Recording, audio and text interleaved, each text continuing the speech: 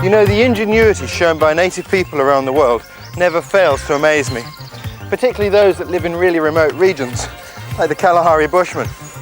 So today, what I thought I'd do is show you some really ingenious bushcraft.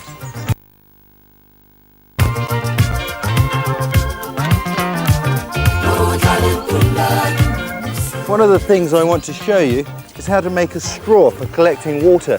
For that, I'm going to use a piece of dead elder.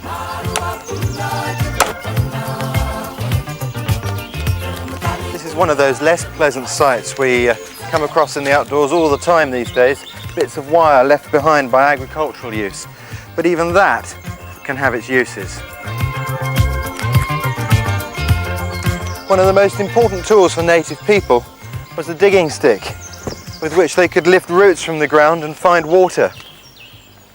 And this piece of wood is ideal. It's dead, it's been crowded out by the forest, and yet it's still standing and strong.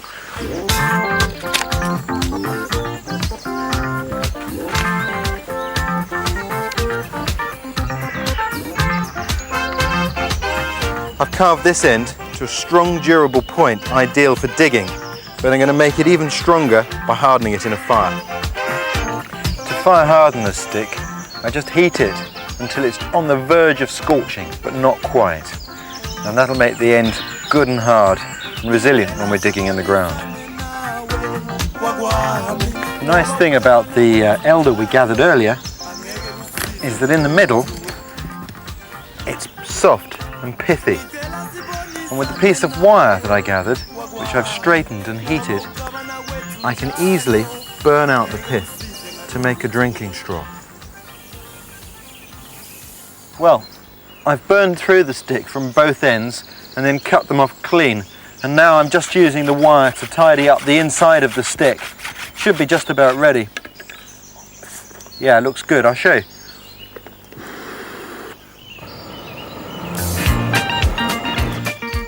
And while I'm here, I can use this fire for a little African snack. Now this is a technique that comes from the Kalahari. The Bushmen, without a frying pan, would make an ostrich egg omelette under their fire in a depression like this. Now I've never tried this before, but I thought we'd give it a go.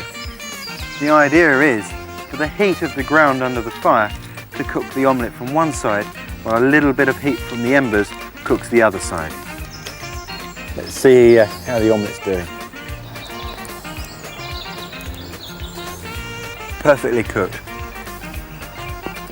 Boy, let's try this. Clever fellows, those Kalahari Bushmen. Remember, we always put the fire out and clear it away afterwards. The most amazing technique I know of for finding water is the sip well, and that's where the digging stick is going to come in really handy.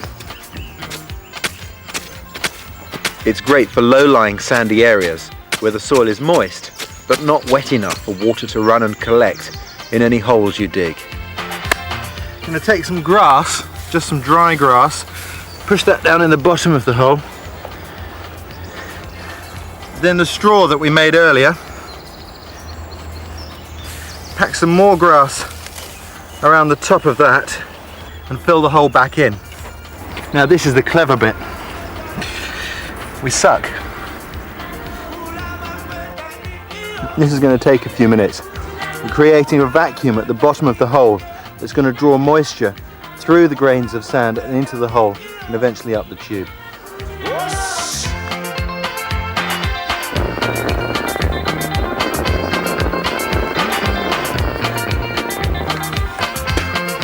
We're getting water. And although the water may look horribly dark and sandy, it tastes good. And what we do is filter out the sediment before we consumed it. But I tell you what, it must have been an awfully thirsty person who thought this one up.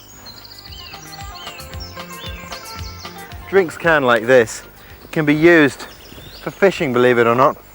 This technique's used all around the world by people who can't afford fishing tackle.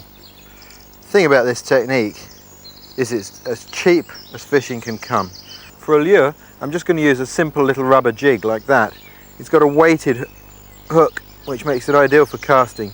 But if you didn't have one of these, you could use a spoon. This way of fishing is really good fun.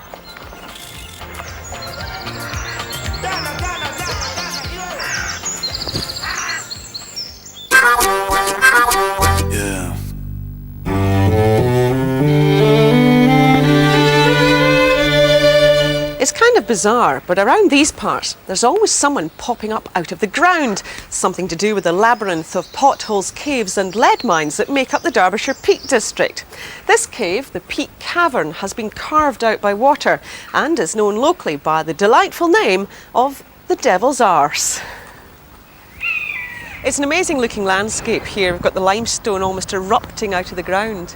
Yeah, well, when you look at the gorge directly behind me here, I mean, you've got to think of this at one time, all being underneath the ground. That was actually a cave until the last ice age came along, scoured the whole surface off it, and the water dropped down to lower levels. There's one of the old lead mine shafts just over here, and the place is obviously riddled with them. Oh yeah, there's a shaft there, behind the back of the hill there, there's going to be, hundreds probably of mine shafts all around there. A lot of them are still open, but a lot of them aren't. I mean, the whole area, the ground we're stood on here, there's mines underneath your very feet.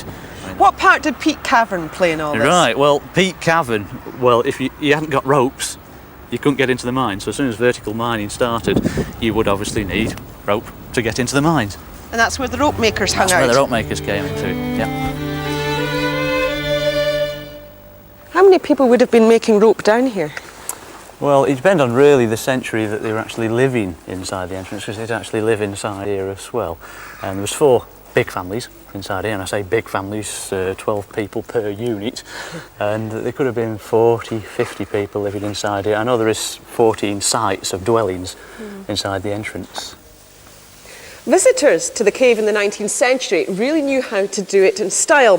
Not for them wading through the muck and water. No, they used to get a lift from one of the locals, a kind of thrill ride for the aristocracy. And while they were up here, they used to scribble graffiti on the wall, just so they could leave their mark. OK, Richard, how's the back? Oh, I'll be all right.